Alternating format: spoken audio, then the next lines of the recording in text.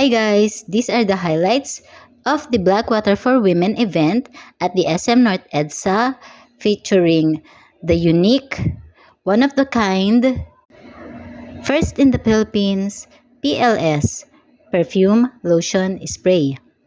As you can see, we had a lot of fun. We chose gibbets for the tote bag, stickers for the bag tag, colors of our bucket hat, and flowers, and we even enjoyed cotton candy, coffee refreshments, and cookies. Finally, we got to explore the 4 scents: Bloom, Rose, Bliss, and Musk. I had a hard time choosing, but finally, I chose the blue one since I love musky scents after all. The perfume lotion is full of skin-caring ingredients. Lastly, we designed our own bottle. We personalized it with bling-bling charms.